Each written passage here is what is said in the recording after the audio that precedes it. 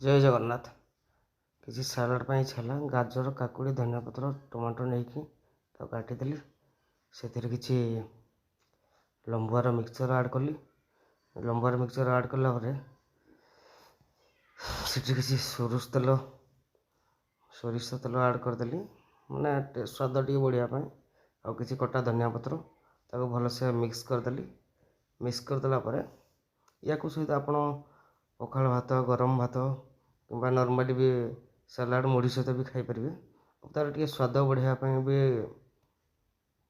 गोटे लेंबू देदेले आहरी स्वाद स्वाद तार बढ़ीज। मुझे गरम भात सहित खाई तैयारी प्रस्तुत कर उषुना भात कटा शाग धनिया चटनी बनई सालाड आ सहित गोटे अच्छी मोर आलू बैगण धनिया पत्र टमाटर लंका चकटा चकटी खाइली बहुत टेस्ट। आप थे सलाड बनई खातु।